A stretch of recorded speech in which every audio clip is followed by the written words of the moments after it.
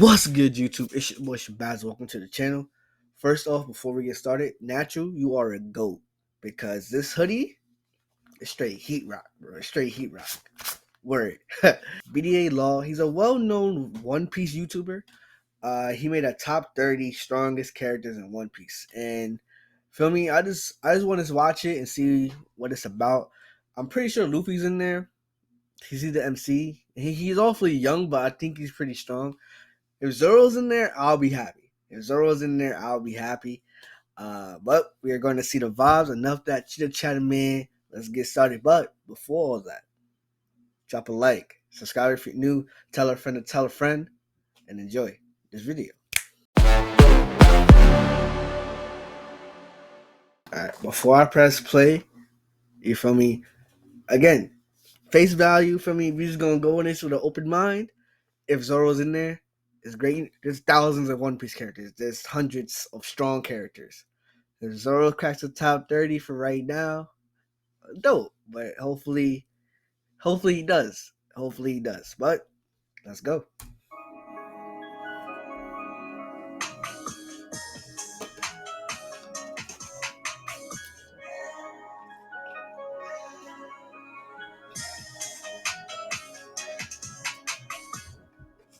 The time is here. The One Piece top 30 list. The top 30 strongest One Piece characters. Now, you guys have been waiting for this all year. And now the final day of 2021, I'm finally bringing it to you.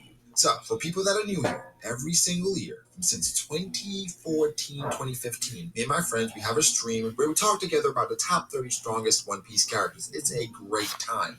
What 30? Like that's an odd number. Like not an odd number, obviously, but like that's just like a weird number 30. Like, alright, fuck it though. So therefore, this is almost tradition at this point. If you look around the community, you've probably seen a lot of top 30 strongest One Piece characters lists, and it's amazing to see just what is becoming the tradition that we've kind of cultivated, where people are just making these lists every year now toward the end of the year because, bro, it's tradition. If you don't have a list, what is wrong with you? So to commemorate that, I'm doing a giveaway with the top 30 strongest One Piece characters list. Where basically it's to random people. However, there are a few things you would have to do. First, you have to share this video. Everything happens. We gonna skip winners. It's not how you can be. Even follow for more time on post notification and the more fun. Okay? So we're not gonna because it's 30 characters. And there really isn't much we can say. It's just the characters are the character when it has a main stream. I'll go through it more in depth, but here we go. Number 30, I have Cracker. Cracker is someone that has amazing Cracker? What?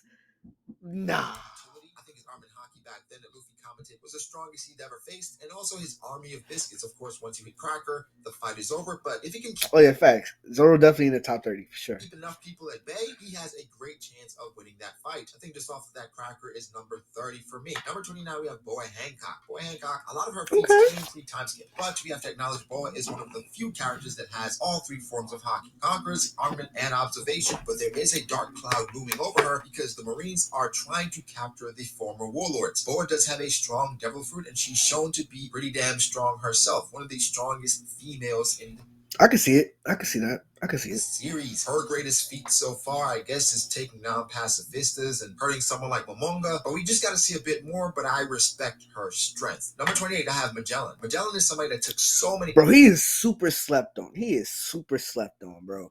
I hope he, because like pre-time skip, bro, he was giving Luffy the work. No cap, he was giving Luffy the work.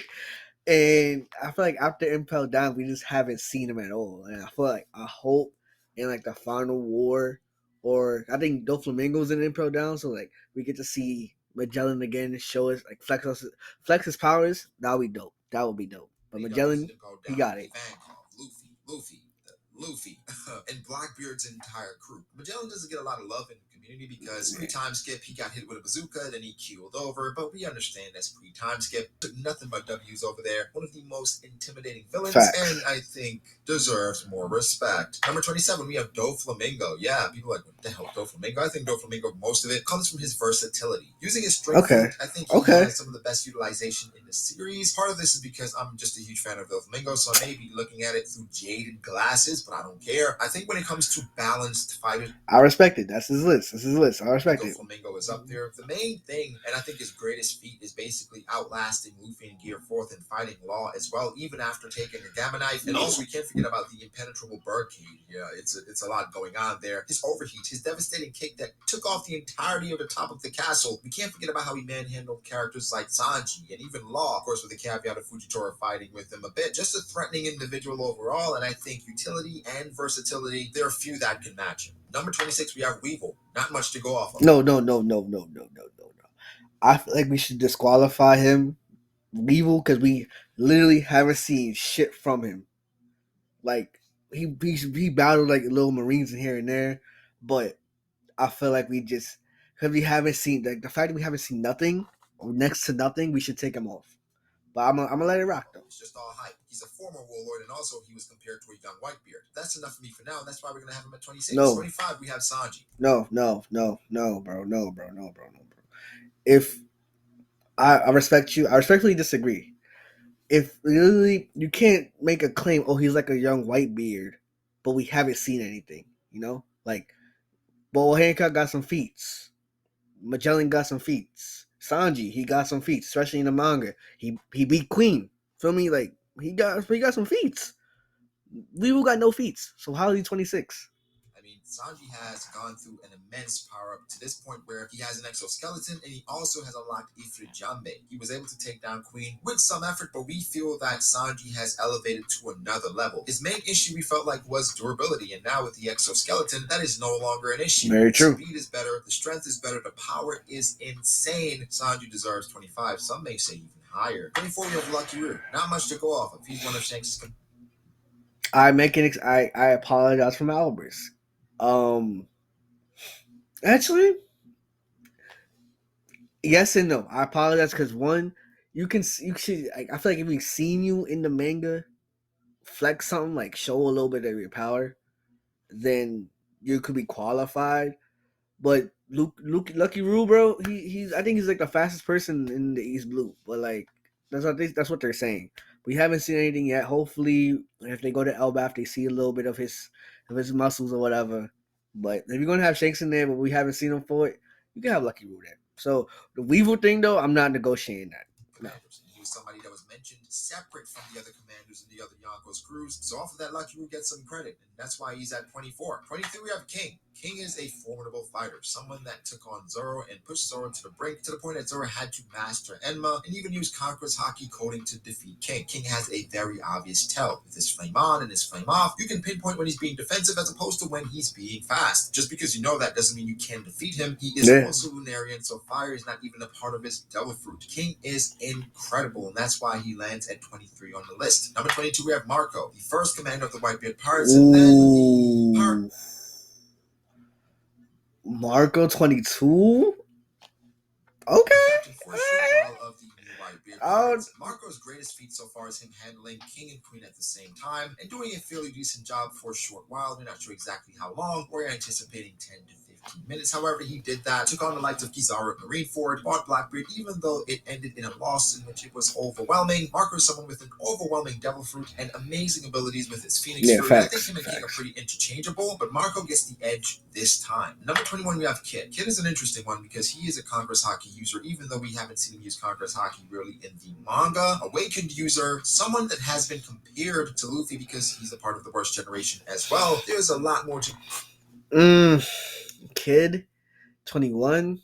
Okay. I don't think he's stronger than Marco though. I don't think so. I think Marco will beat him, but that's mainly because of like Marco's experience and his devil fruit is better. But I feel like if like you level like let's say Kid got way more experience with especially with his awakened devil fruit, I feel like it'll be a more even playing field. So I can see it. To be desired with Kid, however, you cannot ignore the potential. You cannot ignore how much damage he can take, and he's a pretty formidable fighter. I expect a bit more from Kid going into 2022. So guys, that's why Kid is 21 on this list. Number 20, we have Law. Law, I mean, he has the Opie Opie no Mi. Do I really need to say more? We've learned of Law's awakening, Kroom, which is Yeah. devastating. His greatest feat so far is basically landing an amazing attack on Big Mom, of course with Eustace Kid's help, and now unlocking new abilities on the rooftop with Curtain and taking a full Thunder Boggle from Kaido. Law is showing to be a lot more formidable and impressive than we thought. Yeah, I agree with that. Kid Law, they're on the same level. I feel like a big issue with Law was, especially with the Doflamingo fight, he didn't have any durability, and getting hit with the Thunderbagua, him like lasting this long, his stamina is kind of low from what we've seen prior to Wano. But with Wano, yo, Law be putting in some work, bro. Thought. And of course, without Law, I don't think a lot of them would have lasted on the rooftop. So, Law Yeah, for me, even though Kid feels like he's stronger, Law has had a better performance recently, so that's why he edges Kid out slightly. Number 19, we have the Old Man Trio. If you don't know who the Old Man Trio are, it is Garp, Sengoku, and Rayleigh. And for them, it's pretty hard to separate them. They're the old men, the old legends. They're all pretty damn powerful. yeah, We're not sure exactly how much. And so I didn't want to clog up the list, so just smushed them together because they're pretty interchangeable in my opinion. So, that's where they are. I mean, technically, I typically have Garp, Sengoku, then Rayleigh, but Old Man Trio. They're all bunched up together this year. Number 18, we have Zora. Yeah, Zora is someone that's unlocked the full scope of let's go, my sister. Where my thing at, yo? Yeah. Where your mom at? Hell yeah, sir. Come on, huh? his abilities, we presume, but Well, also him being stronger than Rayleigh right now, possibly. Garb, oof. It's tough. I'm glad he's on the list. I'm glad he's on the list. He's the GOAT. He's my GOAT. Conquers Hockey coding, and he has a mode that we're just gonna dub Enma mode, in which because Yeah. Enma's pulling everything from him, he has somewhat of a Yeah. time limit in which he can fight on a completely different level because his attacks are just that much more devastating. Zora's greatest feat so far, I mean, where do we start? From cutting Kaido to taking down King, shoot, to blocking a combined attack from a Yonko. Zora is a very formidable fighter. I think once he controls Enma, he may jump 5 to 10 spaces. I Yeah. think Zora is one of the few characters that next year he has the potential to jump 5 to 10 spaces. But also, if you have him higher, much higher, there's no real complaint because Zora is a monster. Number 17, we have Katakuri. Yes, it's the end all be all. No, Oh. Yeah. All right. Katakuri, I fuck with him. Right. Strength, yeah, he's definitely comparable. Right now, I would say yes, but next year, once Zoro, like, definitely, I agree with B.D.A. He said once Zoro masters Enma, like, he'll reach up even higher. I completely agree with that statement. So for right Katakuri now, is one Katakuri got it. fighters we've ever seen in the story. From awakening to speed to power to next level armament, not necessarily Conqueror's Haki coding. However, he's a Conqueror's Haki user. Everything you can think of Katakuri has, and he's one of the few people in the series that has confirmed future sight, where he can literally see into the future. His issues, of course, come with durability, not necessarily endurance because he can fight for a long time. It's just how much damage can he take. Katakuri's greatest feat is pretty much, in my opinion, defeating Luffy time and time again, but Luffy endured him and overcame him in different ways. Katakuri was the more skilled fighter, but Luffy came out on top because, of course, fights aren't necessarily just all about skill. Katakuri does have the potential to go up on this list based on what Oda does with Big Mom and the Big Mom pirates in the future, which may be the Mochi pirates, who knows? But that lands Katakuri 17 on this list. Number 16, we have Yamato. Yamato is someone that has come out of nowhere, right? And Whoa. Hell, nah, I'm not jacking that. That's obviously biased. I'm not jacking Yamato stronger than Zoro. No, who said that? for her, the reason why she's ballooned to 16 is because she's not only the daughter of Kaido, it is confirmed that she's a Conqueror's Haki user, but also she has Conqueror's Haki coding. So for her, she has an ability that is used by the strongest of the very strongest. So Yamato, in regards to feats, the greatest thing is holding off Kaido for a while and matching him for a bit, but ultimately being overwhelmed. I think she has a lot more she can grow, and over time, she may scale this list rather quickly. Number 15, we have Sabo. Sabo is someone that, of Okay. course, is the brother of Luffy, someone we theorize was trained by Dragon, and is the user of the Mera Mera no Mi. Now, Sabo, the great thing about it is that he has techniques, or rather had techniques before before he got his devil fruit, so his Ryo Soken, which we presume to be advanced Ryo. Everything Luffy was learning in Udon, Sabo already knew, and now we add his devil fruit and a possible bloom because he fought against two admirals at Marijoa. Sabo is a problem, and we saw Yeah. how easily he took down Burgess and even Bastille. He is not to be played with, and I think he deserves his spot on the list at 15. Number 14, we have Green Bull. The reason why Green Bull is here is because he's an admiral, and the admirals, that title carries a certain amount of respect, and so Green Bull is here. We don't know much about him. We know he hasn't eaten for a while. It seems like he has pretty long hair. Not much else to go off of, so just off the title, he's here at 14. Number 13, we have Shiryu, one of the most disrespected characters in One Piece because he hasn't shown much, but based on what we know in the story, Shiryu deserves a lot more respect because he will be Zoro's matchup even after all the stuff Zoro has already done. Shiryu, confirmed by Oda, is the right hand of Blackbeard, and he'll be Zoro's fight and possibly Ben Beckman's fight. Shiryu back then was equal to Magellan for the most part and didn't bow down, and now he has a devil fruit 2 years later. In my opinion, that deserves some scaling, and so Shiryu, it's not really clear where he is, but I felt like it was best to kind of squeeze him between both admirals because I expect him to be pretty damn powerful. Number 12, we have Fujitora. Okay. Fujitora, I don't like it.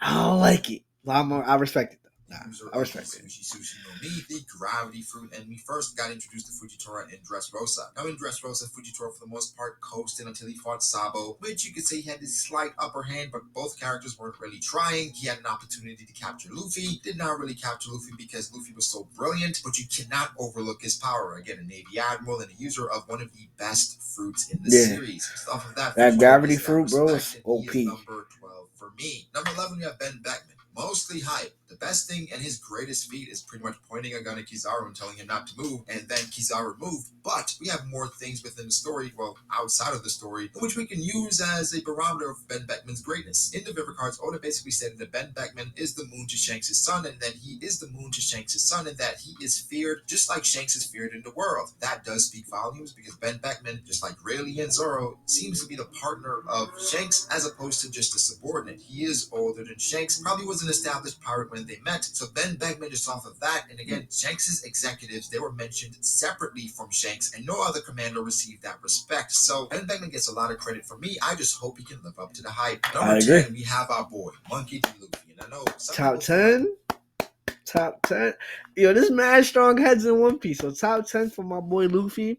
Luffy should be higher right now. Nah, If no. Luffy unlocks another gear or an awakening, he'll be higher in 2022's version of the top 30 list. But for right now, based on what Luffy has shown, it's no question that he's top 10 for me. From his future sight to his Ryo to his advanced Congress hockey, at this point, by the end of Wano, Luffy could make it into the top 5. We just have to see how it goes. Right now, though, our favorite MC has finally broken into the top 10. Imagine that. Luffy, Monkey D. Luffy has finally broken into our top 10. Number 9, now we have Kizaru. Now, Kizaru, the user of the Pika Pika no Mi, his greatest feat coming from basically fighting a bunch of top tiers, fighting against Rayleigh but not really beating him, fighting against Marco but not really beating him, getting some hits in on Whitebeard, trolling Ben Beckman. He does a lot of things where it seems like he doesn't really care, but in somehow he cared a bit because after he failed to capture the Straw Hats, he took out his revenge by capturing other pirates because he was a bit perturbed, right? Kizaru does get downplayed a bit because he's the odd man out of the OG trio. The OG trio is basically Akainu, Aokiji, and Kizaru, but Aokiji and Akainu, they fought against each other for 10 days, and people looking at Kizaru like, well, what are you gonna do, right? So, Well, I feel like with that situation, it wasn't really like he didn't like it. He wasn't nominated. Like obviously, I don't see Kizaru as being like a fleet admiral. Like, not to say he's weak or anything. Obviously not.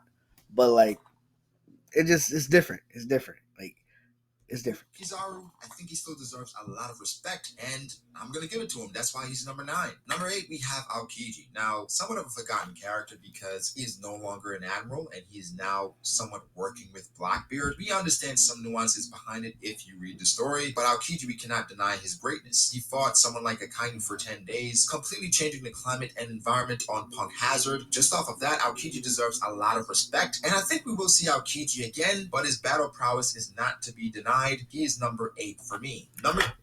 Before he continues, I would love to see like an OVA or something like that. Like maybe in Akainu's flashback, like him in like that fight. Like I would like to see moments from that fight. Like they just brushed it over, like, oh, they fought for 10 days, changed the complete landscape of Punk Hazard, but two strong characters in the top 10. I would like to see that fight. Number 7, we have Blackbeard. We remember Blackbeard after getting Whitebeard's fruit, drunk off the power, swinging at everyone, but when a certain person showed up, kind of backed down off of that, but still, he is the user of 2 very powerful devil fruits, the Yami Yami and the Gura Gura. He then went on to defeat overwhelmingly the new Whitebeard person. Do you want to hook the ball more? Not sure how? Let's fix that. Hi. Marco minus Whitebeard and Ace and obviously Thatch, and then acquired the territory to be officially named a Yonko. Blackbeard is somebody that we understand is super endgame and is to be feared and could scale this list definitely in 2022. Number 6, we have Dragon. Not much to go off of here. The man with the highest bounty, and typically bounty isn't really representative of strength, but bounty does tell you this person is to be feared, and typically people are worth their bounty. For Dragon, not saying he's the strongest, obviously, because he's at number 6, but he deserves respect, and then his lineage, being Luffy's dad and Garp's son, we presume, he's gonna get some respect from me. Maybe you guys have heard of the theory of Dragon being a former admiral or former celestial dragon. Either way, we understand that he is very powerful to control and run an organization like this. So Dragon is number 6 for me, man. Number 5, we have Big Mom. Big Mom is one of the strongest characters in the series. Okay. Completely durable, crazy endurance, just a freak of nature in regards to everything she can do. She's a bit of a klutz in which she can get overwhelmed by random things which really shouldn't affect her. So that kind of brings her down a bit, but you can't deny this big woman is really powerful. Number 4, we have Mihawk. Mihawk is the character who I think has shifted the most because of everything he's accomplished. What I mean accomplished is that he's the world's greatest swordsman, and based on the things that Zoro has been doing, you can't look past it because you have to look at Zoro's goal. And Mihawk more than likely has some of the things that Zoro would contest him with, which includes advanced Conqueror's Haki. Mihawk is already known for having crazy observation, but now if you add the advanced Conqueror's Haki, the world's greatest swordsman title, One Piece is really nuanced, but I'm willing to give him the benefit of the doubt that he would at least take down one of the Yonko, and the Yonko I'm choosing to leave out is Big Mom and of course Blackbeard. Number 3, we have Kaido. Kaido is showing us just how formidable he is. He's literally fought. This man fought Luffy, Zoro, Kid, Law, Killer, Yamato, the Scabbards. Like he's like in the span of one arc, he's fought mad people, and he violated every single one of them. Like that's some goat shit. Everyone on the other side of Onigashima, and he's still going and laughing and enjoying this bout with Luffy. We've gotten some more in regards to his backstory and how he views the world and how he viewed the world. And at this point, we're trying to see exactly what his limit is. He's been going for a while. He has a wide array of techniques, and he's certainly making a case for the strongest in One Piece. But I think there are 2 characters that I give a bit more respect. When you get to the top 10, top 5, top 7, it is completely interchangeable. Any of these people can beat each other. I think top 5 to top 7, it's a high to extreme diff either way. Number 2, we have Akainu. Now, Akainu is somebody that a lot of people do sleep on for whatever reason, but Oda is consistently hyping up this man. First off, having the highest... Okay, so it's current alive One Piece characters. Okay. Offensive output for his devil fruit in the series. That is confirmed by Oda, whereas his devil fruit, it has the highest offensive output. Secondly, Oda did say Akainu, if he was a pirate, he would find the One Piece in 1 year. Rather, if he was the protagonist. And of course, we know everything he did at Marineford. We understand how that fight ended, where Whitebeard did catch him a bit off guard, but he did knock him down. He came back, fought several commanders, injured Luffy, injured Jinbei, tried to attack Kobe, was stopped by Shanks, but even post Marineford, Blackbeard had captured Bonnie, Akainu went to go get her, and then Blackbeard ran away because him and his entire crew did not want to face this man. Now, 2 years later, he's the only character of this caliber that was able to beat another top tier, okay? No other character in this series is confirmed to 1v1 another top tier, meaning another character that we feel was top 7, top 8 in the series, and he did that to Aokiji based on what the story is telling us with a definitive victory. So Akainu, he's to be respected. If we talk about Haki blooming and difficult fights, he fought someone else for 10 days that was pretty much on his level. He's going to be stronger. So just off of that, Akainu is number 2 for me. Number 1, we have Shanks. And Shanks, it's a process of elimination. This is something we did to Dragon for a while, for a couple of years, whereas we didn't have much negative take. But for Dragon, time kind of ran out, in our opinion, where he had opportunities. Bro, One Piece, like, I want to see his film so badly, bro. I cannot wait for his film to come out. Oh man, Shanks, bro, do things or do got it, anything. bro. So it's hard for you to skate this long without really doing anything. So for Shanks, it's kind of the same thing. He's getting some more respect from me this year because of Kaido's top five. Now, Kaido's top five consisted of Whitebeard, Roger, Rox, Odin, and Shanks. Something also that Shanks gets a bit more credit for is Kaido going to Marineford and him turning back because of Shanks. The reason why he gets so much credit from me because Kaido is somebody that we know wanted to die a great death, somebody that wanted to be in a great war. Marineford is one of the greatest wars, might be the greatest war of all time, and Shanks was able to convince Kaido to turn around, and Kaido did have King with him. So it's not concrete, right? But again, it's a process of elimination, and you can switch Mihawk and Shanks. It depends on wherever you want to go. Right now, I'm choosing Shanks. Kaido's top five is not to be scoffed at. Oda's building up Shanks in a strange and mysterious way. I'm really interested to see where this goes. Again, not much negative tape on Shanks, and we just gotta wait and see. So, guys, that's my top 30. I am really interested to see what your top 30s look like. Follow me on Twitter at BragoDAce. Share this video. You can put hashtag B.D.A top 30 if you want to share your list within that tweet. That would be fine as well. On the stream, we'll be going over the top 30s, and again, we will be giving away five. All right. So, couple notes. I feel like Zoro was placed pretty high. Actually, I thought he was gonna be like in like the 20s, but I think 18. If I remember, 18 for Zoro. I was like, bet, like I take that. All in all, I fuck with the list. I like the list. I like his opinions on it too. Like he gave some very sound reasons. My only gripe was Weevil because I don't like. I feel like he just doesn't do anything. Like he didn't really like. Shane got the hype. You know, he got the hype and speculation, but Weevil done nothing but fight little lower end Marines. So like you could take him off or put him in like the 30, like maybe 30, whatever. But for right now, I'm gonna say Bo was higher than him. Uh, like whoever was, I forgot who it was, but like they're definitely like he's definitely on like the lower end of the spectrum. But that is all. That is the only gripe I have. That's gonna be all we have for today, man. I like the list. I agree with a lot of it, disagree with some of it, but I respect the list. I respect the list at the end of the day. Make sure to drop a like, subscribe if you're new, tell a friend and tell a friend. Check out B.D.A Law's channel if you're a One Piece fan. He makes some dope content. Yeah, everyone have an amazing day. See you guys next time. Peace.